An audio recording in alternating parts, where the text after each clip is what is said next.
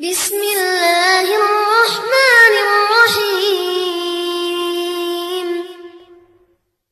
Iqra bismi rabbikal ladzi khalaq. Khalaqal insana min 'alaq. Iqra wa rabbukal akram. Alladzi 'allama bil qalam. 'Allamal insana ma lam ya'lam. Bismillahirrahmanirrahim. Assalamualaikum warahmatullahi wabarakatuh. Alhamdulillahirabbil alamin. Allahumma shalli wa sallim ala nabiyyina Muhammadin wa alihi wa ashabihi ajma'in. Rabbi shrah li sadri wa yassir li amri wahlul 'uqdatam min lisani yafqahu qawli. Jamaah subuh yang dimuliakan Allah, kembali kita mengucapkan alhamdulillah wa syukurillah ala kulli halin wa fi kulli halin wa nikmatillah. Atas segala karunia dan nikmat Allah setiap saat, kapan saja, di mana saja kita berada, kita syukuri dengan menggunakannya sebaik-baik kesempatan yang diberikan di jalan Allah.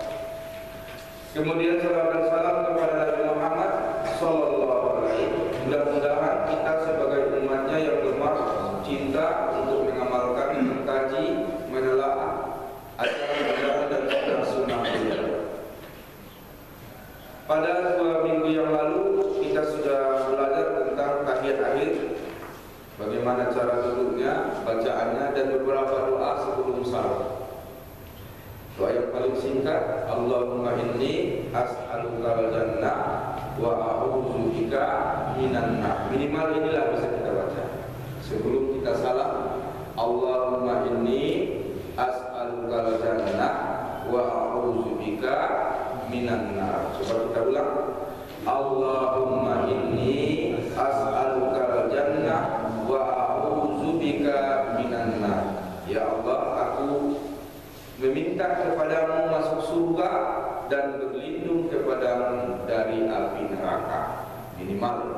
Baru kemudian assalamualaikum warahmatullahi wabarakatuh. Nah, jemaah melihat Allah Subhanahu wa taala, sekarang zikir sesudah salat dan doa-doanya. Di sini tidak semuanya disebutkan doanya, sebagian saja mewakili. Al-azkaru wal ada'iyatu ba'da salam, zikir-zikir dan doa-doa sesudah salam. Warda an-nabi sallallahu alaihi wasallam, datang dari Nabi sallallahu alaihi wasallam, bisanul musalli ayyatiha, disunnahkan bagi orang yang sholat untuk melaksanakannya. Pertama, kan Rasulullah sallallahu alaihi wasallam izan sarafa min salatihi istaghfarallah salasan. Kalau Rasulullah selesai sholat atau berpaling dari sholatnya, begitu selesai salam, beliau mengucapkan istighfar 3 kali. Ini yang beliau lakukan. Istighfar salasan, mengucapkan istighfar 3 kali. Waqala, sesudah istighfar 3 kali, Allahumma antas salam wa minkas salam, tabarakta ya dzal jalali wal ikram. Mana yang sudah kita hafal ini? Ya Allah, Engkaulah juru selamat, darimu datangnya keselamatan. Maha suci Engkau, wahai yang memiliki keagungan dan memiliki kemuliaan. 2 ayat jamaah.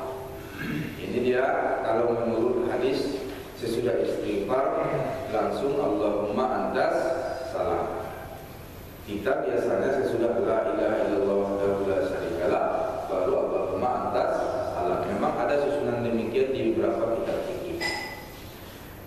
Ada lagi istighfar yang lebih bagus, namanya sayyidul istighfar, berdasarkan riwayat yang sahih Bukhari Muslim. Siapa yang mengucapkan sayyidul istighfar pada pagi hari, mati dia siangnya, masuk surga. Siapa yang membacanya di awal malam, mati dia malamnya, masuk surga. Hadis sahih. Apa saya itu istighfarnya? Allahumma anta rabbi la ilaha illa anta khalaqtani wa ana abduka wa ana ala ahdika wa wa'dika mastata'tu a'udzu bika min syarri ma sana'tu abu'u laka bi ni'matika alayya wa abu'u bi dzambi faghfirli fa innahu la yaghfiru dzunuba illa anta.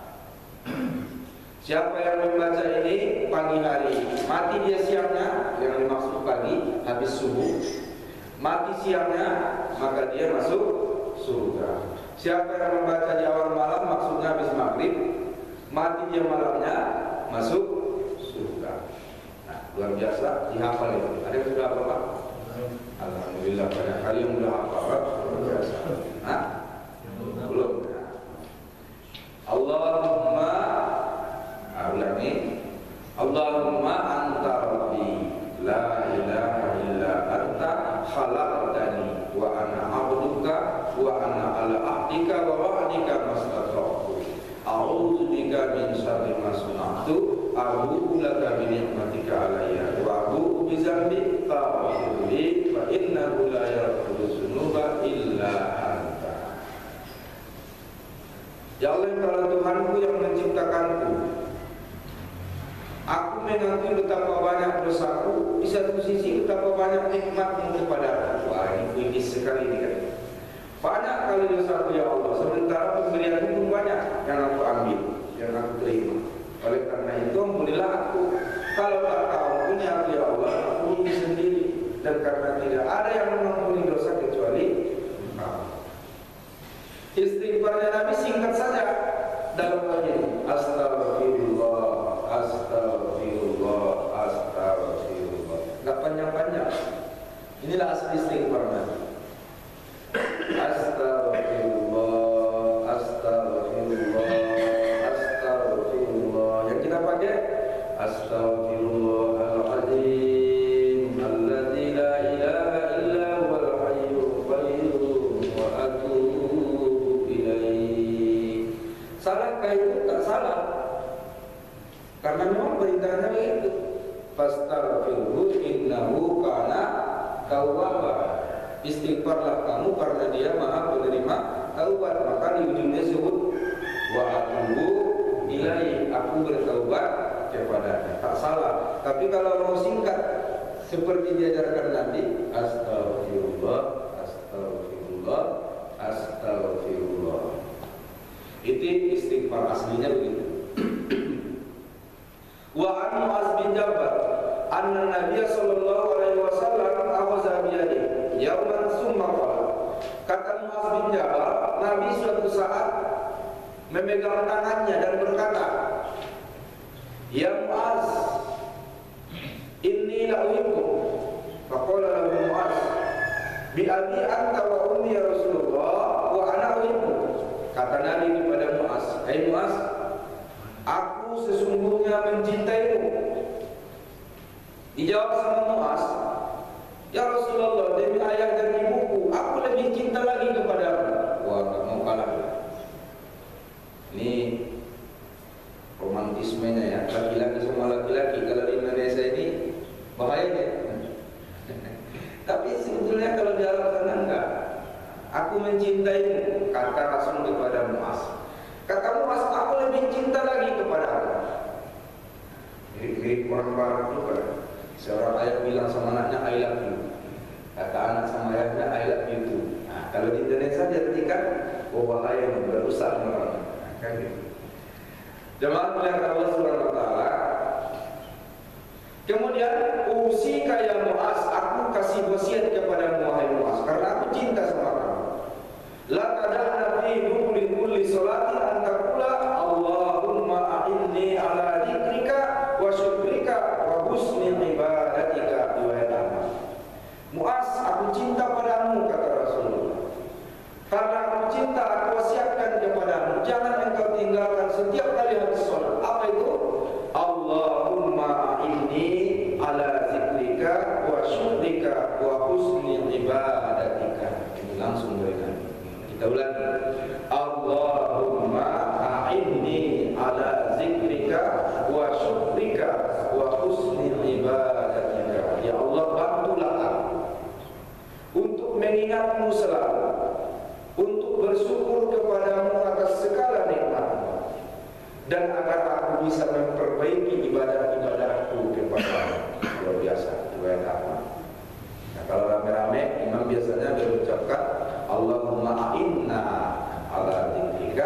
wa syukrika wa husni ibadatika. Karena rame. A'inna, bantu kami ya Allah. Biasanya ini sesudah ini baru ilahana anta subhanallah. Memang cocok. Pertama minta tolong dulu kepada Allah, Tuhan, bantu kami mengingatmu, bersyukur kepadamu dan memperbaiki ibadah, banyak kekurangan ibadah kita. Baru kita ucapkan subhanallah. Karena tadi dikatakan bantu kami mengingatmu, zikir. Nah, zikirnya adalah subhanallah. Nah, biasanya begitu pengantar subhanallah.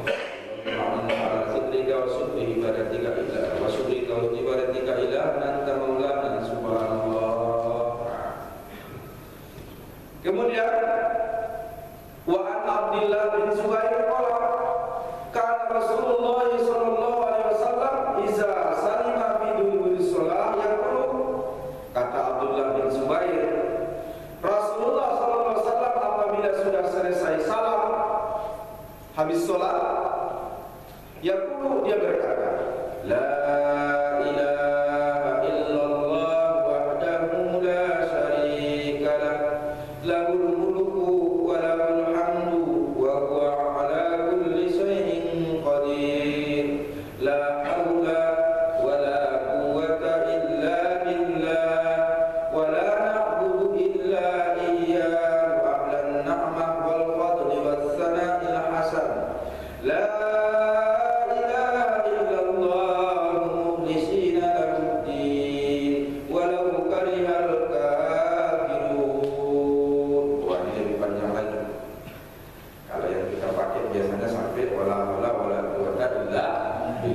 dipanjangkan lagi lain kali ya. Ada nggak saya tulis di sini lengkapnya? Ada kan? Nah, ada. Coba kita ulangi. La ilaha illallah wahdahu la syarika lah, lahul mulku wa lahul hamdu wa huwa ala kulli syai'in qadir, la haula wa la quwwata illa billah wa la na'budu illa iyyah ahlan ni'mati wal fadli was sana'il hasan, la ilaha illallah mukhlishina lahud din walau karihal kafirun. Nah, mirip-mirip hari raya ini kan. Nah, takbir hari raya ujungnya sampai sini, walau karihal kafirun. Tiada Tuhan selain Engkau yang Maha Esa, tiada sekutu bagimu, hanya baginya kerajaan, baginya segala pujian, Dia yang Maha Kuasa atas segala sesuatu. Tidak ada daya, tidak ada kekuatan kecuali kekuatan Allah. Kami tidak menyembah kecuali kepada-Nya. Dialah yang memiliki segala pujian kebajikan. Tiada Tuhan selain Dia, yang kepada-Nya kami tujukan secara ikhlas agama kami, sekalipun orang-orang kafir itu benci. Riwayat Muslim dan Ahmad. Ini sahih sekali. Kita tambah kalau yang selama ini hanya sampai wa huwa ala kulli syai'in qadir. Bagus sekali sebuah pengakuan kalimat tauhid. Saya tetap begini walaupun orang kafir benci. Nah, ini istiqomah. Banyak orang kalau sudah mencaci disuruhkan berhenti. Kita ingin supaya istiqomah. Karena orang yang pada ujungnya Allah panggil dengan panggilan beliau adalah istiqomah. Mereka yang mengucapkan la ilaha illallah summa istaqamu, kemudian mereka istiqomah. Nah, kita minta pada Allah agar istiqomah. Kalau enggak istiqomah, jadi ada istilah orang kita angin-anginan. Lagi rajin kali gua. Belum bangun penjaga masjid udah hadir. Udah gedor-gedor rukun di masjid, waktulah. Habis itu sebulan enggak nongol, 2 bulan enggak datang-datang.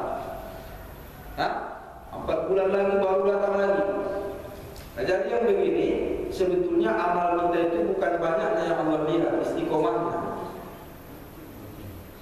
Sedikit itu istiqomah lebih bagus, banyak tapi sekali-sekali. Lagi kumat baca Qur'annya sebulan lagi enggak kumat setahun enggak baca Quran. Allah lebih senang malam-malam kita baca 2-3 ayat tapi rutin. Makanya ditargetkan tuh, entah hatam sekali setahun atau hatam sekali 2 tahun, enggak apa-apa. Targetkan aja tiap malam walaupun 2-3 ayat tapi rutin. Nah, orang yang istiqomah ini tatanazzal alaihim, maka turunlah kepada mereka apa? Sakinah, ketenangan. Allah tahu wala tahzan. Jangan kalian takut, jangan gentar. Kenapa? Istiqomahnya itu yang penting. Turun ketenangan. Turun apa namanya ini? Turun satu sikap yang Allah berikan ke dalam dirinya, tidak mau mundur, nggak mudah patah arang. Ini semua bantuan Allah, bukan kemauan kita. Nggak bisa direkayasa. Saya maunya jangan mengaku. Nggak bisa kalau dalam rasa takut. Gemetar sendiri kan. Saya maunya jangan mudah percayalah sama orang. Jangan mudah diombang-ambing orang lain. Jangan mudah diajak-ajak orang. Tapi kadang begitu orang datang, langsung mau aja. Kenapa? Yang menguasai hati bukan kita, Allah. Nah, yang kita minta di sini adalah kita minta kepada Allah pada kalimat ini supaya diberikan ketegaran istiqomah. Kalau orang yang kafir, walaupun banyak yang benci orang kafir, kafirnya di sini dua. Kafir secara akidah, kafir secara perbuatan. Apa kafir secara akidah? Di luar Islam. Kalau mereka udah pasti benci, ya biar aja namanya orang di luar Islam.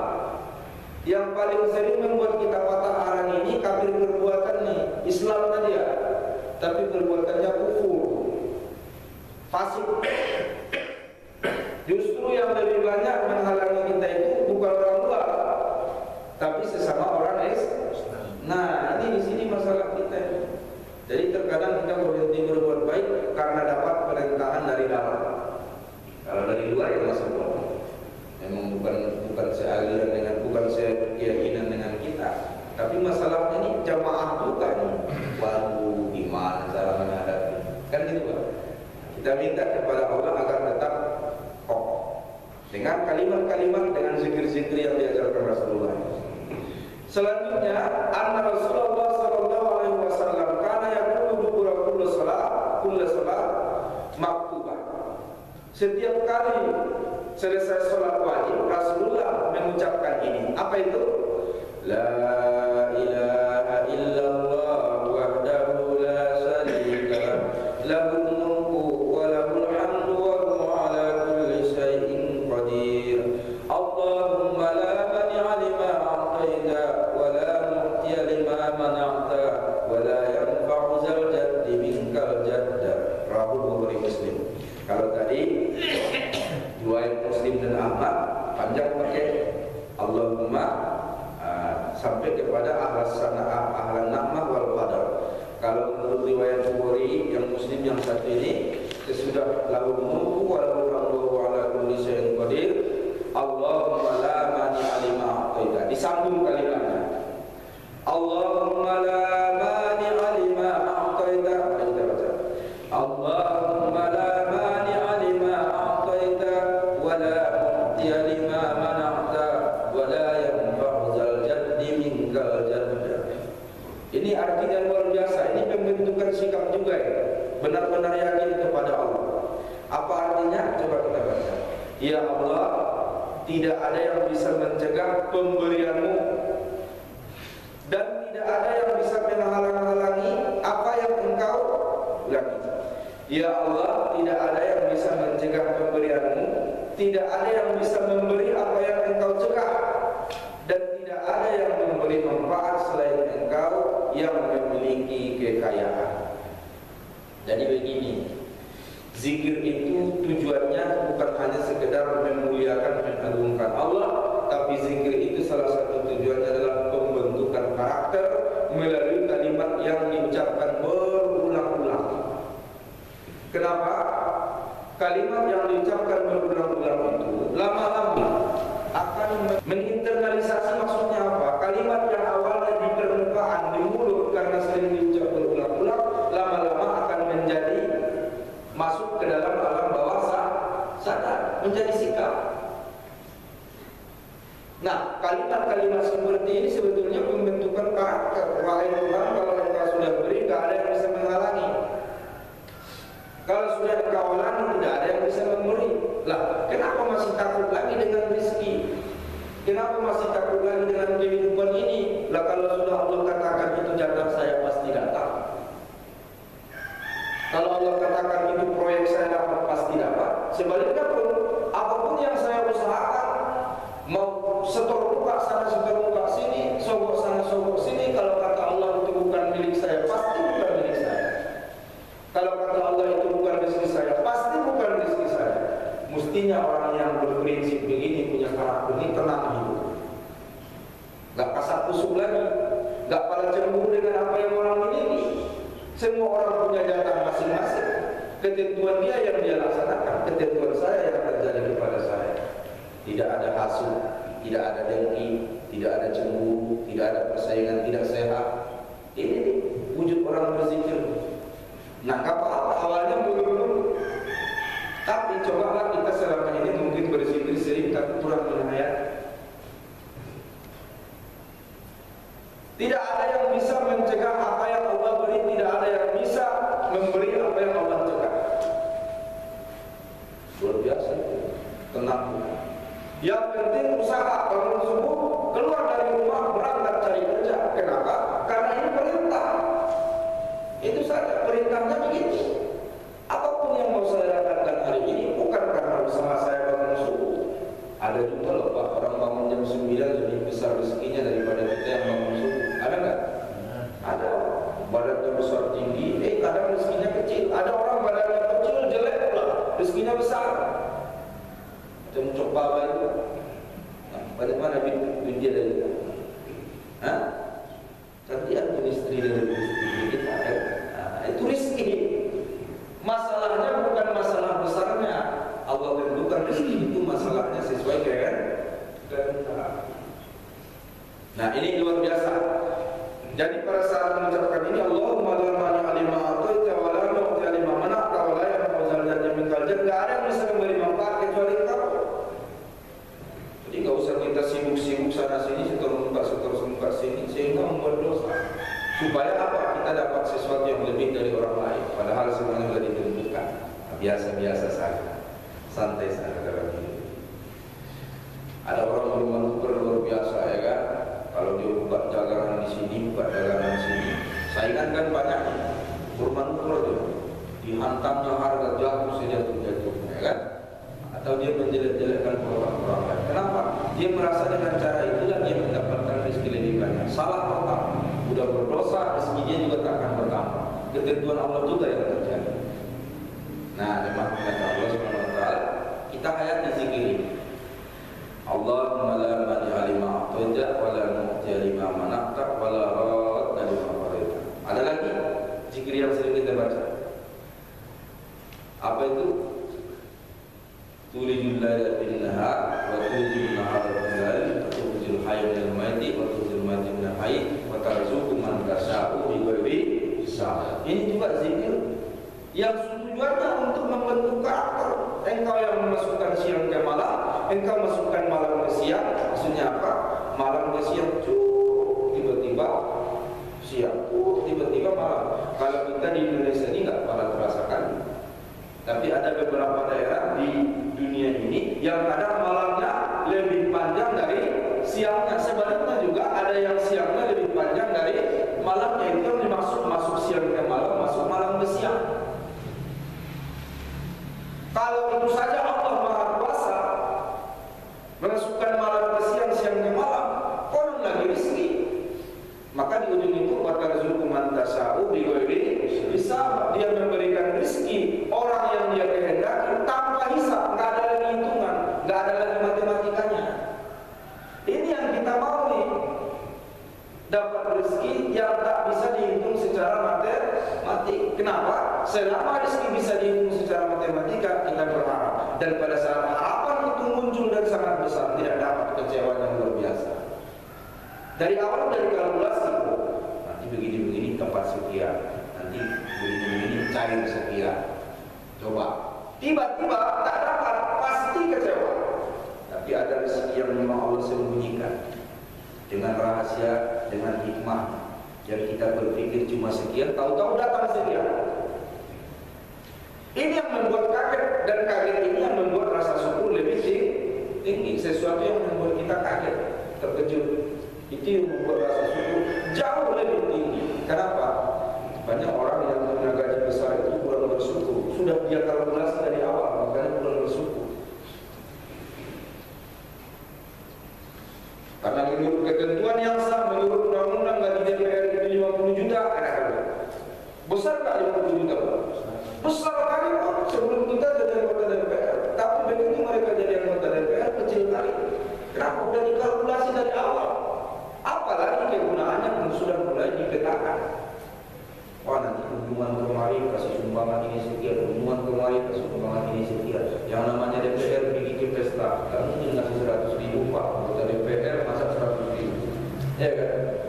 200 lah, 300. Ya, beban moralnya jauh lebih besar dari kita. Tapi ada rezeki yang tak terduga-duga, akhirnya membuat kaget walaupun sedikit. Walaupun sedikit, kenapa? Memang nggak dikalkulasi sebelumnya. Karena nggak dikalkulasi sebelumnya, ini merasa bonus, berkah. Nah, kita minta kepada Allah rezeki yang tak bisa dikalkulasi ini. Adalah rezeki yang tak bisa dikalkulasi, dan kita menganggap rezeki itu sesuatu yang berbentuk material, bisa dihitung, bisa diraba, bisa ditimbang. Ini kesalahan total. Yang membuat orang susah bersyukur itu menganggap rezekinya itu sesuatu yang bisa dilihat mata, yang bisa diraba, bisa ditimbang-timbang. Tapi pada saatnya Allah berikan dia beberapa rezeki yang tak bisa diraba, tak bisa dilihat, tak bisa ditimbang-timbang. Dia tidak merasa itu rezeki, padahal jauh lebih besar dari rezeki yang bisa dia raba, bisa dia lihat, bisa dia timbang. Contoh, Allah memberikan kemudahan dalam setiap urusan. Karena kita nggak sadar nih, padahal kita sudah istimewa dari orang lain. Pada saat orang lain masuk rumah sakit sekali sebulan, cuci darah dengan modal 20 juta, kita sampai saat ini masih sehat. Gak pernah masuk rumah sakit, gak pernah dirawatnya, gak pernah cuci darah. Berapa Allah sudah kasih rezeki sama kita kalau dihitung? Dibanding yang mesti cuci darah sekali sebulan 20 juta. Itu baru bayarnya, belum waktunya, belum ongkosnya ke sana. Berarti selama ini Allah sudah berikan kita kesehatan yang nilainya lebih dari 20 juta. Pada saat ada orang berurusan, dia mesti bayar. Bayarnya berapa? Ada yang 500.000, ada yang 1 juta. Giliran kita datang berurusan, ada yang kenal, siapnya. Yang kemarin di sini kan, aduh ya Allah, ya udah bawalah. Itu kemudahan kan? Saat itu orang bayar sampai jutaan, kita nggak bayar. Tapi kadang kita nggak menganggap itu rezeki, padahal itu rezeki. Kenapa? Samalah kita sedang diberikan rezeki di atas 1 juta. Banyak sekali. Pada saat anak kita pintar, juara kelas, patuh, taat. Sementara ada orang lain mungkin ada yang narkoba, tangkap polisi, tebus 50 juta, rehabilitasi 100 juta. Sementara anak kita baik-baik. Itu semuanya rezeki yang tak terduga. Nah, Allah. Jadi sebetulnya saya ulangi lagi, zikir-zikir ini bukan hanya untuk mensucikan dan membesarkan Allah, tapi juga sedang membentuk karakter ke dalam diri. Tapi caranya harus dihayati. Itu aja. Minimal tahu artinya. Selanjutnya, An-Uqbah bin Amir qala amarni Rasulullah sallallahu alaihi wasallam an aqra bil ma'uzatain dubura kulli salat. Aku kata Uqbah bin Amir diperintah untuk mengucapkan al-ma'uzatain pada setiap kali habis salat. Apa itu? Al-Falaq, An-Nas, Al-Ikhlas. Ini dia 3 serangkaian. Al-Falaq, An-Nas, Al-Ikhlas. 3 serangkaian. Dan memang ini kalau perlu, memang perlu. Sesempat-sempatnya bacalah ini bangun tidur, menjelang tidur. Kenapa? Masalah di dunia ini tidak lepas dari 3 surah. Pertama Al-Falaq. Apa yang kita minta pada saat membaca surah Al-Falaq?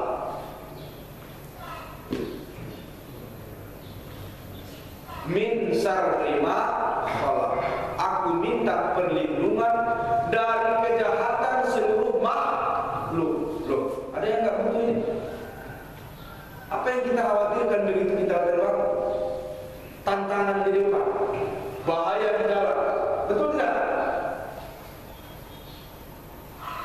Dari seluruh kejahatan makhluk, yang paling penting, wa min syarri hasidin idza hasad. Aku berlindung kepadamu ya Allah dari kejahatan orang-orang yang hasud, dengki, di atas cemburu lagi. Kalau cemburu ini hanya mulut nih, tak senang dia dengan apa yang kita miliki, mulut dia cerita kemana-mana. Tapi kalau hasud nih Pak, dia berusaha menjatuhkan apa yang kita miliki, dan pada tahap tertentu dia ini apa yang kita miliki pindah ke dia. Ini musuh paling berbahaya. Maka wajar kalau kita ini harus membaca 3 surah ini dalam satu paket, dan disuruh sebelum tidur, sesudah tidur. Apa maksudnya? Malam, pagi hari. Baca ini. Itu yang kita minta dalam surah Al-Falaq. Kejahatan seluruh makhluk, terutama kejahatan orang-orang yang hasud dan dengki. Juga di situ ada berlindung dari kejahatan tukang sihir. Aku berlindung kepada tukang-tukang sihir yang meniup ubur-ubur. Tukang sihir dan sekarang ini tak bisa kita pungkiri, persaingan jabatan, persaingan ekonomi itu tak terlepas daripada aksi-aksi saling balas dengan ilmu-ilmu hitam. Nah, luar biasa. Apalagi kalau buka usaha agak lancar sedikit, hati-hati, bisa basi. Begitu dia jalan langsung basi. Kenapa? Memang Al-Quran mengakui ada sihir itu ada. Nah, ini penting. Yang kedua, An-Nas. Apa yang kita minta dari An-Nas? Qul a'udzu bin-nas. Apa yang kita minta? Berlindung kepada Allah dari godaan seluruh jenis setan. Seluruh jenis setan. Setan tak akan pernah berhenti menggoda kita, dan dia selalu melihat, kita akan melihat. Dia bisa loncat ke sana kemari hanya dengan waktu yang sangat cepat. Kita nggak bisa ke sana kemari dengan waktu yang cepat, keterbatasan langkah kita. Apa yang kita minta? Berlindung dari setan. 2 jenis setan. Setan yang pertama dari jenis jin. Setan yang kedua dari jenis manusia. Ini aja yang menjadi tantangan kita ini, penggoda-penggoda ini, pembisik-pembisik. Ternyata tak jarang pembisik yang menyesatkan itu jauh-jauh dari kita. Kadang istri, kadang anak, lewat permintaan di luar kesanggupan. Bang, biarlah bang, rumah orang tukang baru, mantap kali datang ke tingkat 2 bang. Pegawai baru kemarin bang, ya ampun, dia tumbang di teras ini bang. Bang, ini setan jenis manusia. Apa yang kita minta dari Al-Ikhlas? Ini tadi satu paket ya, Al-Falaq, An-Nas, Al-Ikhlas. Apa yang kita minta dari Al-Ikhlas?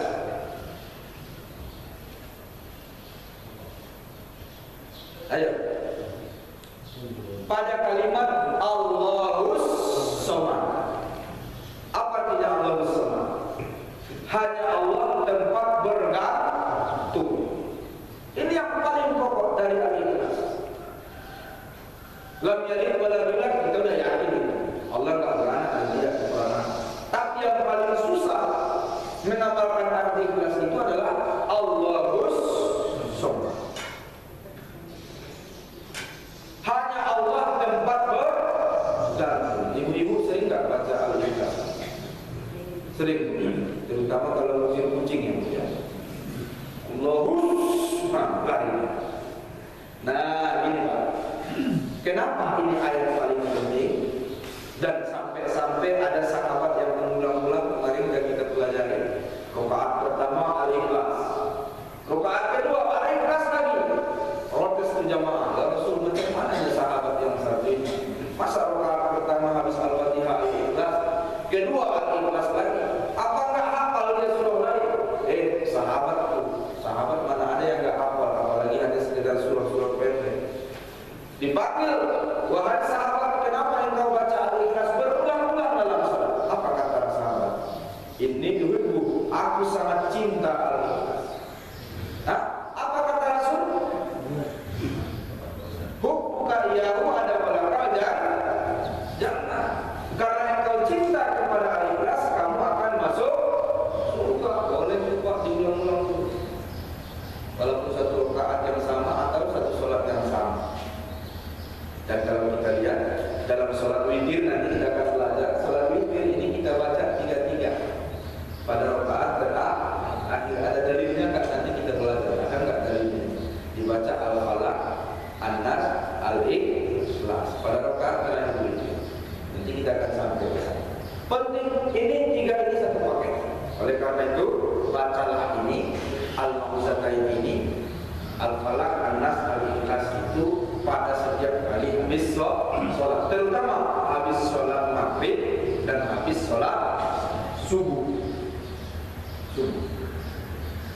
Selanjutnya, wa'an Abi Umamah anna Nabiya sallallahu alaihi wasallam qala man qara'a ayat al-kursi dubura kulli shalah lam yamna'hu min dukhulil jannah illa ayyam. Siapa yang membaca ayat kursi, kata Rasulullah, habis sholat tidak ada yang bisa mencegahnya masuk surga kecuali mati.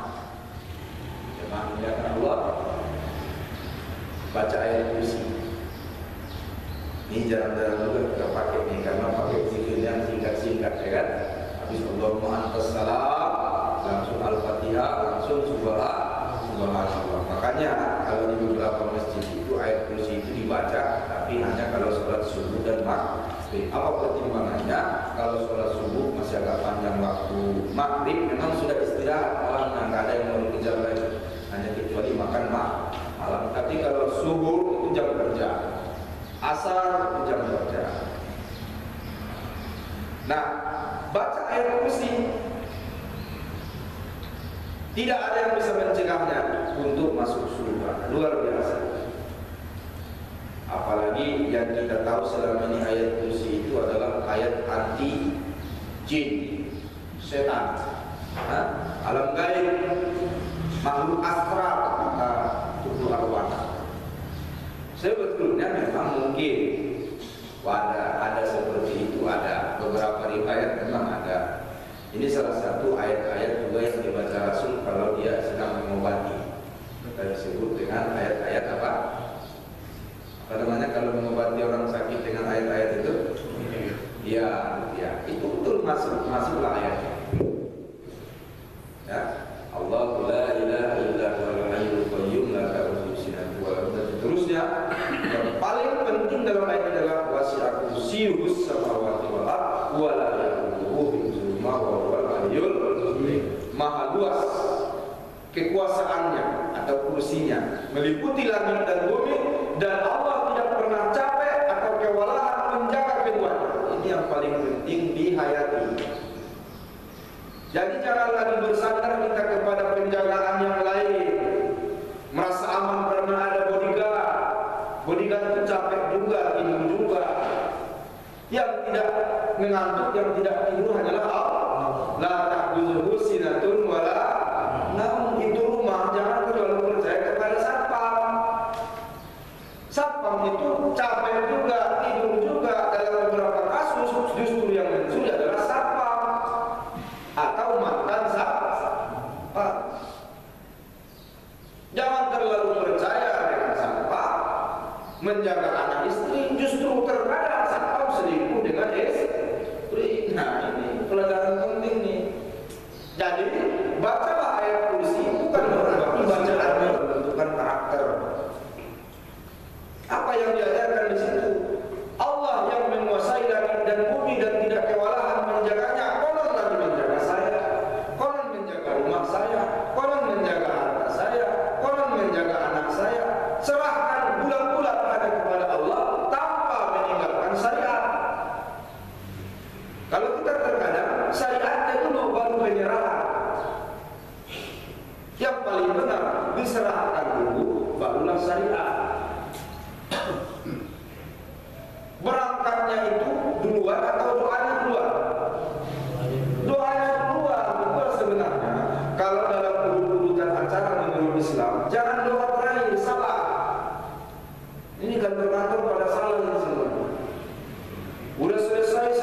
minum baru doa. Doa itu di awal. Serahkan dulu kepada Allah, barulah laksanakan usahanya secara syariat. Jadi kalau pagi-pagi ini wajib dibaca ayat kursi ini, wajib dibaca. Apa ini maksudnya? Menyerahkan bulan-bulan diriku, hartaku, anakku, istriku. Saya nggak sanggup menjaganya Allah. Engkaulah yang menjaga mereka. Engkau tidak tidur, tidak pernah mengantuk, tidak pernah lengah, dan kau tidak pernah capek kewalahan menjaga langit dan bumi. Kapan lagi istri saya kecil? Siapa yang bisa mengawasi anak-anak bapak? Berangkat dia pagi sekolah, bapak tahu dia ke sekolah. Yakin ke sekolah? Belum tentu. Jangan-jangan ke warnet. Betul nggak? Dilihatnya orang mulai pulang sekolah, pulang ya. Nggak bisa. Itu baru satu anak. Kau lagi tinggal 4 anak. Istri, mohon maaf nih, siapa yang bisa jaga istri itu bersih cintanya hanya pada kita, nggak mau selingkuh? Mana ada? Bisa kita jaga dengan kerja? Mana bisa? Kita usaha. Serahkan hanya kepada Allah. Makanya penting dibaca. Wala yaqulu hifzuhuma wa huwal aliyyul azim. Disinilah niat kita. Kalau tinggalkan rumah Pak, ibu yang belakang. Kalau tinggalkan rumah, baca ayat kursi di depan pintu, kelilingkan ayat kursi itu. Kelilingkan. Inilah pagar gaib yang kalau pencuri masuk dia nggak bisa keluar. Kecuali kalau kita datang dan kalau ketemu jangan pukul, jangan apa-apa, kasih minum air putih. Baru dia nanti tahu, baru sadar. Kalau mau aman pagar, baca depan pagar. Kalau mau aman sekedar rumah, baca depan pintu rumah. Baca. Kelilingkan. Allah la ilaha illa huwal hayyul qayyum. Ibarat pagar itu seperti kaligrafi yang mengelilingi rumah. Ayat kursi ini seperti kaligrafi yang mengelilingi rumah. Allah la ilaha illa huwal. Terus mimnya itu masukkan ke A, kuncinya. Ya. Allah la ilaha illa huwal. Terus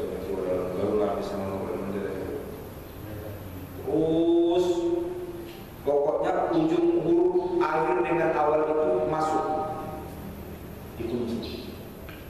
Iktikadnya adalah pada saat wala yaqulu hifzuhuma wa huwal aliyyul azim. Allah tidak pernah lengah, Allah tidak pernah kewalahan menjaga semuanya ini, karena Dia yang maha tinggi lagi maha agung. Azim sangkutan ke A. Paham nggak? Mim kan ada lubangnya Pak. Kepalanya itu begini, ujungnya kan gini. Ini tadi A. Kamu buka. Berapa? Wa huwal aliyyul azim. Ujung mim itu kan ada bulat. Ini tadi kita baca awalnya Allahu. Berarti A di sini kan? Alif. Sambungkan. Itu udah terkunci kan? Nah, ini yang menampakkan. Ada hadis Ustaz? Mana ada? Jangan tanya hadisnya kan? Itu diajarkan para guru. Silakan mau dibaca, mau dipakai untuk apa? Ya. Jadi intinya apa? Saya ingin mengatakan bahwasanya ayat kursi itu bukan masalah membacanya,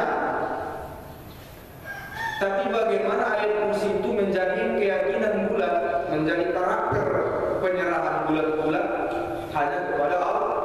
Orang yang menyerahkan bulat-bulat hanya kepada Allah, dia santai saja, tenang-tenang saja. Kenapa? Dia bisa diserahkan sama bos, big boss.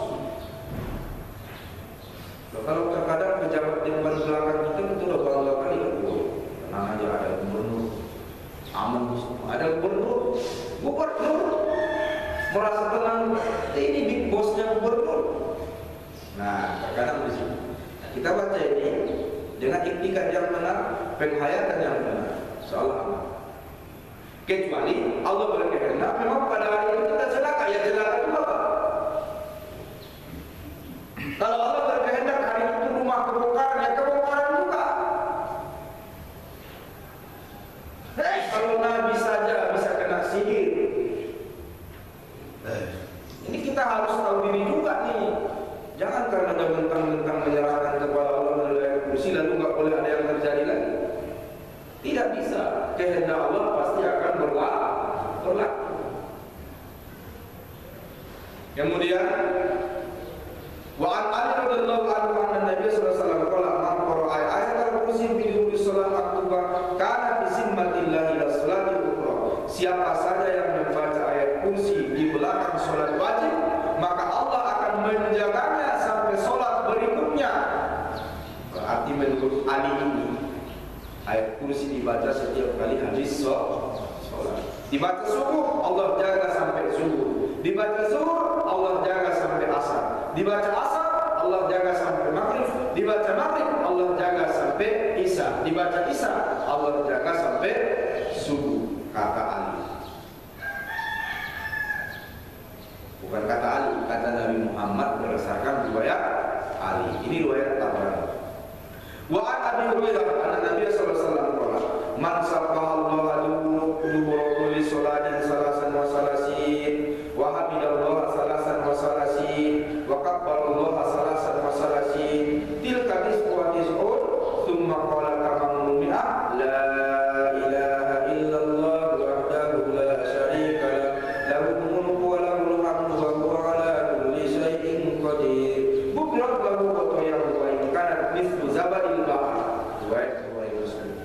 Siapa yang mengucapkan subhanallah 33 kali, alhamdulillah 33 kali, Allahu akbar 33 kali, semuanya 99. Sempurnakan dengan 100. Apa itu?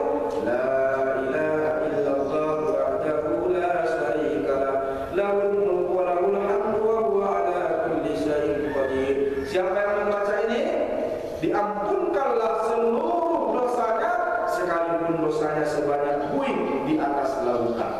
Oh, Masya Allah. Rugi, betul-betul rugi yang selama ini gak mau baca itu.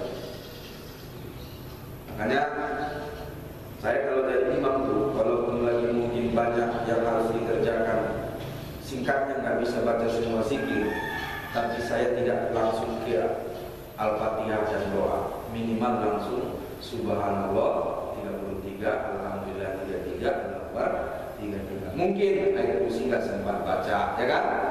Nah, mungkin Allah Taala nggak sempat baca, tapi inilah jangan tinggal Subhanallah 33, Alhamdulillah 33, Allahu Akbar 33. Sempurnakan dengan la ilaha illallah 100 kali.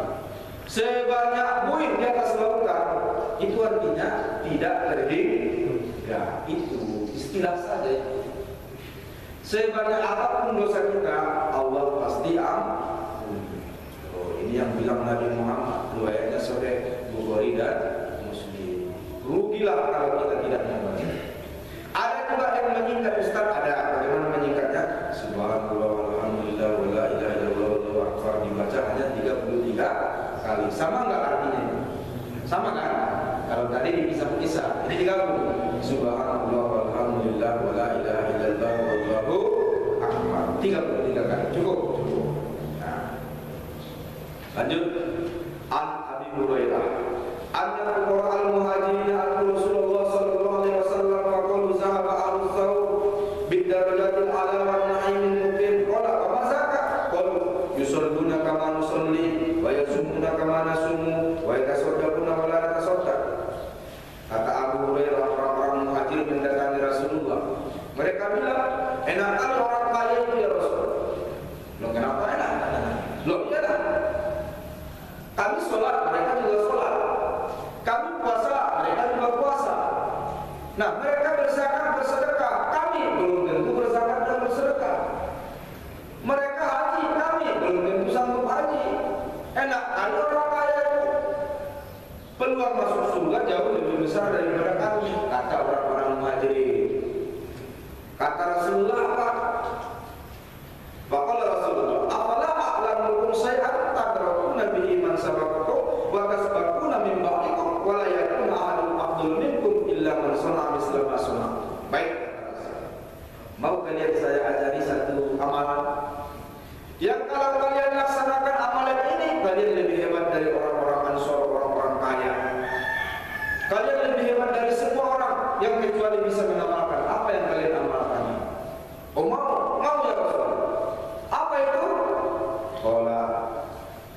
Tusabbihuna Allah wa takbiruna wa tahmidun. Engkau bertasbih, engkau bertakbir, engkau bertahmid. Dubur kullu salati salasan wa salasin.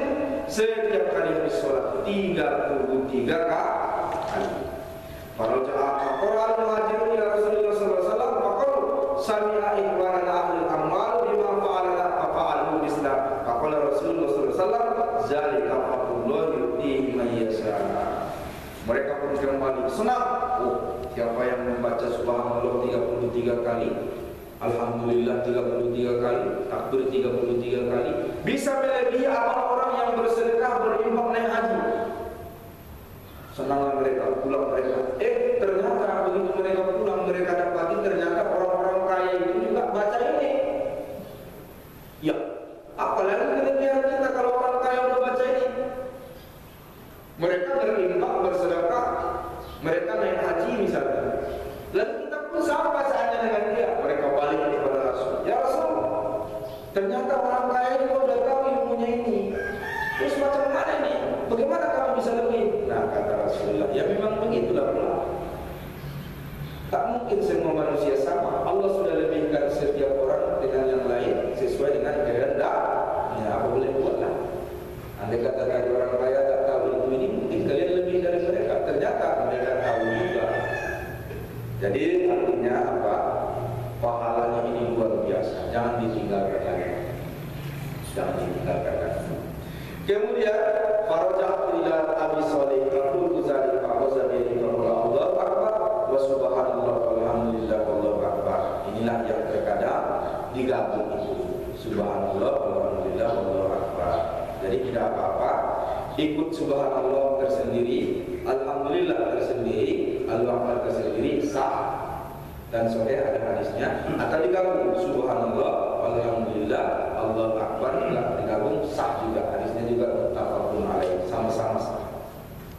Wa Abdurrahman bin Ghanam anna Nabiy sallallahu alaihi wasallam qala man qala qabla ayyan sarifa wa yas'ali ila min salatil maghrib wa subuh la ilaha illallah wahdahu la syarika lah lahul mulku wa lahul hamdu bi yadihi al-khairu yuhyitu wa huwa ala kulli syai'in qadir. Asra marratin kutiba lahu bi kulli wahidatin asra wasanatin wa muhitin anhu asra sayiatin wa rufi'a lahu asru darajatin wa kana harzan min kulli makruhin wa harzan min asy-syaithanir rajim wa lam yahdid bi zambi yudriku illa syirk fa kana min abdulin nas amalan illa rajulan yudilu yaqulu abdul mimma qala riwayatana. Ini kan ada yang mengucapkan la ilaha illallah wa la syarika lahul mulku wa lahul hamdu pakai yuhyi wa yumiitu. Ada yang tidak pakai yuhyi wa yumiitu. Nah, kita lihat riwayat atas tadi Bukhari Muslim tidak pakai yuhyi wa yumiitu. Tapi menurut riwayat Ahmad pakai yuhyi wa yumiitu. Jadi begini, mana yang lebih bagus silahkan pilih. Lahul mulku wa lahul hamdu wa huwa ala kulli syai'in qadir. Silahkan riwayatnya sahih. Pakai yuhyi wa yumiitu wa huwa ala kulli syai'in qadir. Silahkan riwayatnya juga sahih. Riwayat jangan lagi kita bertengkar. Jadi ini ayat hadis ini menerangkan siapa yang membaca 10 kali la ilaha illallah wahdahu lahul mulku wa lahul hamdu yuhyi wa yumiitu wa huwa ala kulli syai'in qadir. 10 kali habis subuh, 10 kali habis maghrib. Nah, jadi sebetulnya habis subuh itu 10 kali. Habis maghrib 10 kali. Kalau di kampung-kampung masih begitu Pak ya, 10 kali. Maka Allah hapuskan sekalinya 10 kejahatan. Allah catatkan padanya 10 kebaikan. Allah angkat derajatnya 10 kali. Ini janji Allah. Nah, oleh karena itu kalau subuh memang waktunya saya yakin bisa 10 kali. Maghrib juga bisa 10 kali. Karena rata-rata maghrib mesti sengaja orang ke masjid, bukan karena lewat. Dan itu memang sudah jam istirahat. Silakan baca 10 kali habis subuh, baca 10 kali habis maghrib. Wa Muslim bin Haris an abihi qala li Nabi sallallahu alaihi wasallam idza shallaita subha faqul qabla an takallima ahadam minan nas an tukallima ahadam minan nas Allahumma ajirni minan nar sab'a marrat.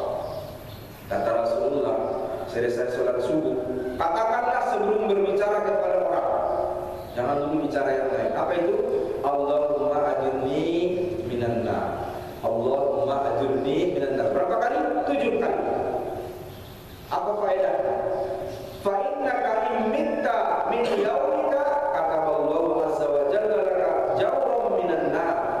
Kalau kau mati hari itu, Allah wajibkan kamu terlepas dari api neraka. Oh, Masya Allah, sayang enggak baca. Singkat saja. Habis subuh, apa itu? Allahumma ajirni minan nar, Allahumma ajirni minan nar, Allahumma ajirni minan nar. Kalau imam, dia bacaannya Allahumma ajirna minan nar, Allahumma ajirna minan nar. Biasanya dipakai pada saat memutar badan. Kan dia tadi menghadap ke depan nih, ya, menghadap ke depan. Pada saat dia memutar badan ke samping, pakai lagi Allahumma ajirna minan nar, Allahumma ajirna minan nar, Allahumma ajirna minan nar. Pakai. Lalu Allahumma antas salam. Jangan Allahumma lantas jalan. Allahumma antas salam. Siapa yang mati hari itu, Allah masukkan dia ke dalam surga. Wa idza shallaital maghrib, kalau salat maghrib juga sama. Faqul qabla an tukallima ahada minan nas. Katakan sebelum kau bicara kepada orang, Allahumma inni as'aluka al-jannah, Allahumma ajirni minan nar. Ditambah. Kalau habis subuh tadi, Allahumma ajirni minan nar. Kalau habis maghrib, Allahumma inni as'aluka al-jannah. Aku minta surga. Allahumma ajirni minan nar. Aku berlindung kepadamu dari masuk neraka. Ini kalau maghrib. Berapa kali? Sab'a marra, 7 kali juga. Fa innaka in minta min lailatika kataballahu azza wa jalla lakal jawrun minan nar. Kalau kau mati malam itu, maka Allah tetapkan wajib bagimu terhindar dari api neraka. Masya Allah. Berarti luar biasa ya. Kalau ditinggal juga sayang. Siapa yang sangka kalau ada orang, banyak orang mati itu waktu tidur kan? Banyak orang mati waktu tidur, nggak bangun-bangunan. Ada yang mati nonton TV, ada? Ada. Jadi jangan tinggalkan ini. Hanya sangat-sangat mudah saja. Ajirni minan nar kalau subuh, as'alukal jannah wa ajirni minan nar kalau maghrib. 7 kali saja. Walau ya Abu Hatim anna Nabi sallallahu alaihi wasallam kana yaqulu inda sirafihi min salati Allahumma aslih li dunya. Ini baru masuk doa. Ya, silakan dibaca doa ini. Ini di antaranya saja. Banyak doa-doa yang diajarkan Nabi. Di antaranya adalah mari kita baca sama-sama. Allahumma aslih li dunya allati huwa ismatu amri. Ini Pak Imam tadi kita baca. Bagus. Wa aslih li dunya allati ja'alta fiha ma'asi. Allahumma inni a'udzubika biridhaka min sakhatik wa a'udzu bi'afwika min naqmatik wa a'udzu bika minka la mani'a lima a'taita wa la mu'tiya lima mana'ta wa la yanfa'u dzal jaddi minkal jadd. Ya Allah, aku minta kepadamu perbaikilah duniaku, karena disitulah aku hidup. Ya Allah, perbaikilah agamaku, karena disitulah nanti perbaikilah agamaku, karena itulah yang menjadi perkara, yang menjadi pemeliharaan.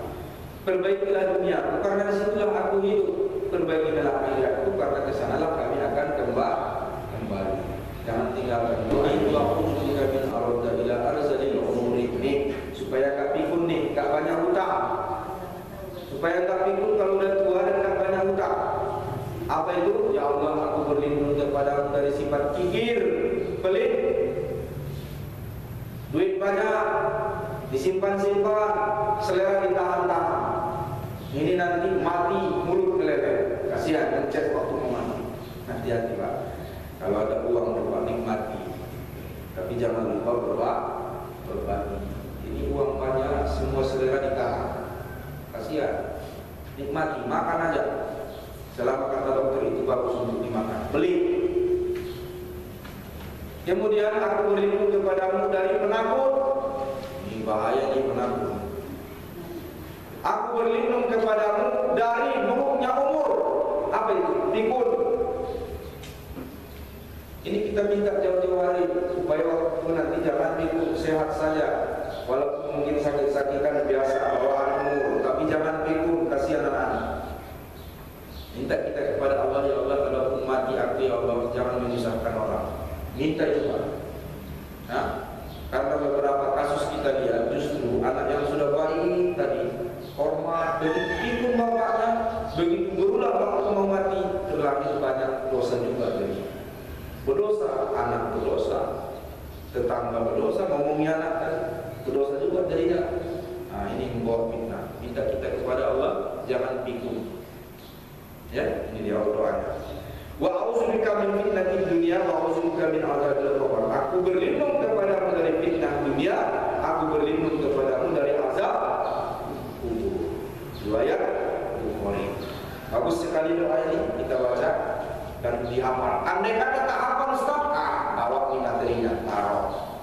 Habis sholat baca. Tak salah itu, tak salah. Tak salah. Baca sampai hafal. Tidak bisa juga Ustaz, baca artinya. Boleh nggak berdoa pakai bahasa Indonesia? Boleh. Pakai bahasa Jawa? Boleh. Pakai bahasa Batak? Boleh. Semua bahasa Allah ngerti. Jangan ngerti. Jadi silakan. Tapi kalau hafal doanya memang dari Al-Quran, jangan dirubah-rubah. Kalau dari Nabi, sebisa mungkin kita pas seperti redaksinya. Tapi sesuai dengan keadaan. Kalau kita rame-rame, ini menjadi Robbi menjadi Robbana. Supaya jangan ada imam yang egois, imam yang zalim, imam killer. Udah baca doa panjang, yang dia bacakan doa untuk diri sendiri. Makmum kasihan gak tahu apa. Amin. Amin. Amin. Apalagi istri gak tahu apa doa suami, padahal suami minta jodoh, ya Allah berikan aku yang kedua. Amin, kata istrinya. Ya Bu ya, makanya agak teliti dikit kalau suami berdoa ya. Jangan-jangan dia minta simhasana lagi. Nah, Ibu aminkan aja. Nah, baik, mari kita ambil sedikit waktu kalau ada pertanyaan. Silakan.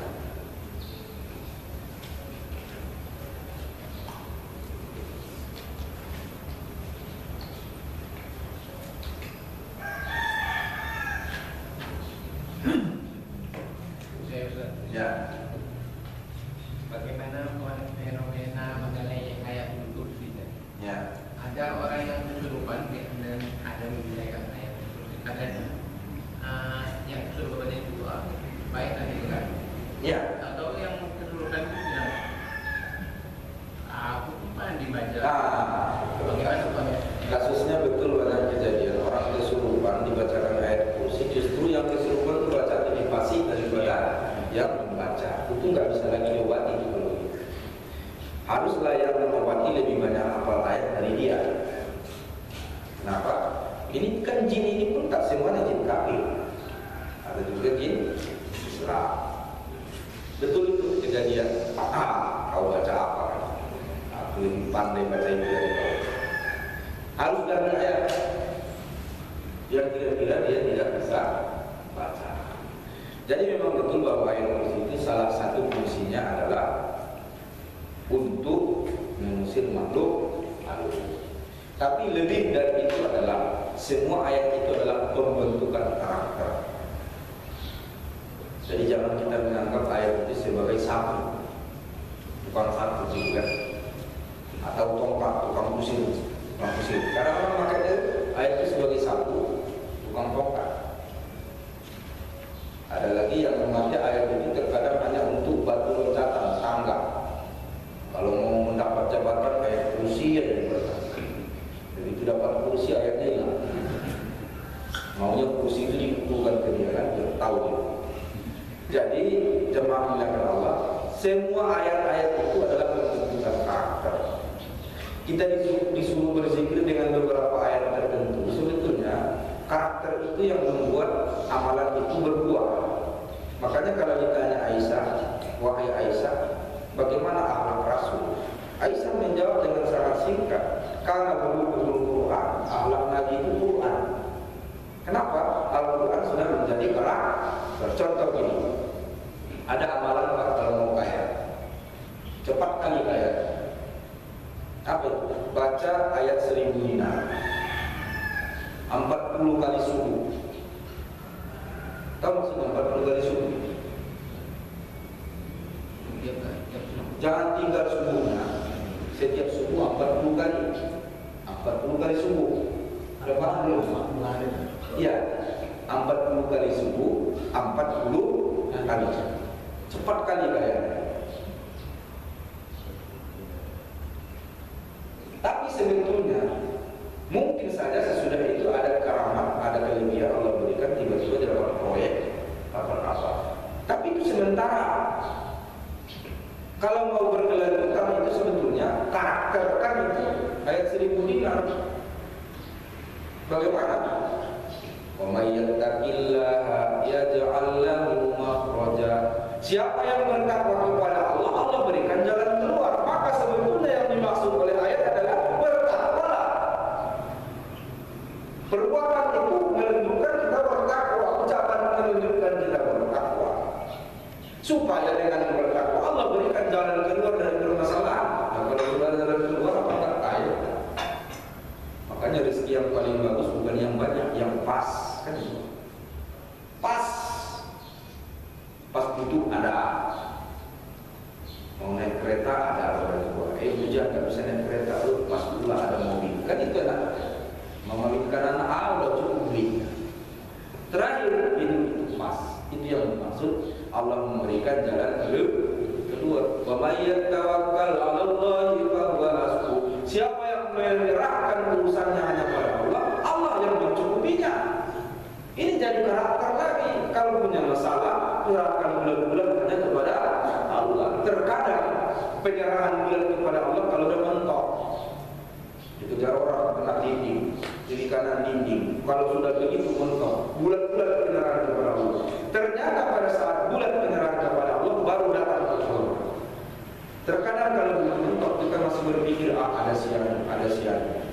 Oh aman, masih banyak duit. Oh ada senjata. Kita masih yakin kepada diri sendiri, yakin kepada orang lain, yakin kepada senjata. Maka pertolongan Allah tidak datang mutlak, mentok dulu. Lihat Siti Hajar. Dia butuh air untuk anaknya yang baru lahir. Dia cari ke Safa. Ada nggak? Nggak ada. Dia balik ke mana? Ke Marwah. Ada? Nggak ada. Balik lagi ke Safa. Nggak ada. Bolak balik 7 kali Safa Marwah. Putus asa. Nggak ada lagi. Tinggal hanya kepada Allah harapannya. Balik dia ke Ismail. Ternyata di mana airnya? Di kaki Ismail. Itulah sebenarnya hikmahnya. Di saat masih ada ikhtiar, oh ada di sana, Allah belum berikan. Di saat sudah total tawakal itu hanya kepada Allah, udah ya Allah nggak ada lagi. Aku udah cari di mana-mana nggak ada lagi. Tinggal Kaulah ya Allah, disitulah baru Allah berikan. Dan justru yang Allah berikan jauh lebih dari kebutuhan. Yang kebutuhan dia kan hanya untuk makan minum hari itu saja, untuk mandikan Ismail hari itu saja. Ternyata karena ini ditemukan karena tawakal yang bulat, sampai sekarang masih ada air. Sudah dinikmati oleh seluruh dunia. Nah, itu yang dimaksud ayat 1000 dinar, bukan bentuk karakter tawakal hanya kepada. Nah, kalau yang begini model, maka nggak usah nunggu 40 malam datang rezeki. Kenapa? Ayat 1000 dinar sudah menjadi karakter. Di atas zikir sebutan sudah masuk ke dalam tempat belakang sudah menjadi karakter. Nah, terkadang banyak orang salah makna dengan zikir amal-amalan itu hanya sebutan. Bisa nggak mendapatkan kelebihan? Bisa saja. Karena Pak, kalau menurut cerita bukan cuma orang yang berzikir dengan ayat tertentu yang dapat kelebihan. Bahkan para biksu yang tidak menyebut ayat sedikit pun, yang tidak meyakini Allah, ada juga yang bisa menyembuhkan banyak, punya kelebihan mengetahui barang yang hilang di mana banyak. Bahkan mereka mati awet dalam on the spot. 7 mayat terangkat, 3 di antara biksu, sudah ratusan tahun enggak juga rusak jasad. Kita menganggap selama ini hanya orang yang hafal Quran yang jasadnya terjaga. Ternyata biksu yang bukan hafal Quran, bahkan yang yakin kepada Allah, jasadnya awet juga. Dan jangan salah, Fir'aun sampai sekarang jasadnya masih awet, itu enggak? Selama hubungan juga. Nah, artinya begini, semua kelebihan bisa Allah berikan kepada siapa saja, bukan hanya karena dengan zikir tertentu, dengan ayat tertentu, bukan karena dia rajin sholat tahajud, bukan karena rajin sholat duha. Yang nggak sholat duha pun rezekinya banyak, enggak. Masalahnya begini, kalau kita meminta kepada Allah dengan sesuatu amal itu, maka amal itu membuat Allah ridho, dan karena Allah ridho, dia berikan dengan rasa kasih sayang. Ada orang yang tetap mendapat tanpa amal yang Allah ridho, Allah berikan, tapi Allah beri bukan rasa kasih sayang, karena hanya Allah ingin memberi. Mana mau kita capek nih? Mau Allah beri dengan kasih sayangnya, atau mau Allah berikan hanya karena Allah mau memberi dengan kasih sayang? Nah, ini yang kita mau. Makanya banyak zikir-zikir, banyak amalan-amalan untuk mencari ridhonya. Bukan gara-gara amalan itu kita dapat ABCD, bukan. Salah ibu-ibu, bapak-bapak kalau sholat duha 12 rakaat supaya banyak rezeki. Yang nggak sholat pun banyak juga rezekinya. Betul tidak? Si Ahel, si Ahong, si Asun, ada sholatnya enggak? Ada enggak? Malah dia menyembah yang pagi-pagi namanya, bakar dia di depan tokonya itu. Banyak rezekinya, Pak. Lalu kalah dalam sholat duha kita. Ini kadang-kadang masalah. Bukan masalah kalahnya, dia diberi karena Allah mau memberi. Tapi kita yang sholat duha dari pagi sudah minta habis sholat subuh, malamnya baca Al-Waqiah lagi, duha lagi 12 rakaat. Allah beri, mudah-mudahan lebih. Dengan pemberian kasih saya. Beda. Anak yang bandel gak mau salam orang tuanya, dikasih gak jajan. Dengan anak yang salam, cium tangan, peluk lagi, dikasih juga. Sama dikasih. Dikasih juga Pak, 5.000 juga. Yang cium tangan 5.000, yang gak cium tangan juga 5.000. Tapi beda waktu memberinya. Yang tidak cium tangan, yang tidak pamit dikasih, ya udahlah, daripada nanti di sana minta-minta sama kawannya, malu kita. Aduh kasihan nanti dia nggak makan. Ya. Tapi kalau yang datang dengan anak yang baik tadi, dicium tangan, dipeluk, ya mak, assalamualaikum. Kita memberinya dengan kasih sayang. Di situ dia perbedaan. Anak saya kemarin udah pergi di tengah jalan, kata mak, ya, itu belum dikasih jajannya. Ya udahlah, biar aja sekali-sekali nggak. Malu kasihan, kata mama. Dikejarnya juga, padahal nggak pamit. Dikejar juga di tengah jalan, ketemu, wah ini jajanmu, wah. Jadi zaman muliakan Allah Subhanahu Wa Taala sama kayak musik gitu, ya. Bisa nggak musir setan? Bisa. Pendeta-pendeta itu ada juga ilmunya Pak, musir setan. Ada nggak? Untuk orang yang kesurupan, ada ilmunya itu Pak. Jadi bukan cuma baca Al-Quran ini aja bisa musir setan. Itu masalahnya realita. Mereka juga punya ilmu untuk mengobati orang kesurupan dengan ilmu mereka, dengan bahasa-bahasa mereka. Yang sembuh ya sembuh juga. Tapi itu tadi, ada yang diberi karena kasih sayang, ada yang diberi karena Allah hanya ingin Kenapa? Allah punya sifat Ar-Rahman. Yang kita harapkan bukan Ar-Rahmannya saja, tapi kita mendapatkan Ar-Rahim. Kata Ibnu Katsir, itulah bedanya orang Islam dengan tidak orang Islam. Orang yang Muslim hanya mendapat Rahman, orang yang Islam mendapatkan Rahman dan Rahim. Itu katanya begini. Baik jemaah mulia Allah SWT, kita cukupkan pertemuan pagi ini, mudah-mudahan bermanfaat. Habis ini nanti akan kita bahas sunnah-sunnah dalam sholat. Yang kita bahas selama ini baru hukum-hukumnya saja. Belum kita bahas sunnah-sunnah.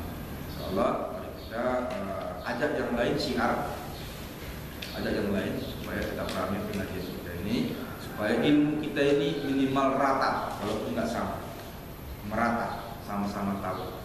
Supaya kalau ada apa-apa dalam sholat tidak saling menyalahkan lagi, karena satu ilmu, satu perguruan, ya kan? Jangan saling mengganggu. Itu maksudnya. Satu perguruan jangan saling mengganggu. Maksudnya apa? Kita sholat itu harus mengetahui semua permasalahan di dalamnya. Kenapa? Kita sholat 5 waktu sehari semalam, dan itu wajib hukumnya bagi laki-laki, tidak ada alasan sedikit pun. Sementara kita tidak mengilmuinya, inilah permasalahannya. Terkadang kita sholat yang kita tahu hanya dari guru pun udah 20 kali, guru itu udah lama mati, mau ditanya lagi ke dia udah nggak ada lagi. Kita diberikan Rasulullah 1/3 yang bisa ditanya setiap saat, itulah sunnah. Itulah tujuan kita mengkaji. Astaghfirullahaladzim. Alhamdulillahirabbil alamin. Allahumma shalli wa sallim ala nabiyyina Muhammadin wa alihi wa sahbihi ajma'in. Allahumma alhimna rusdana wa a'inna min syarri nafsina. Allahumma arzuqna al-fahma wal ilman wal hikmah wal aqla bi rahmatika ya arhamar rahimin. Allahumma ij'al jam'ana hadza jam'an marhuma wa tafarruqna min ba'dihi tafarruqan ma'suma. Rabbana atina fid dunya hasanah wa fil akhirati hasanah wa qina azabannar. Wa sallallahu ala nabiyyina Muhammadin wa alihi wa sahbihi ajma'in. Walhamdulillahi rabbil alamin.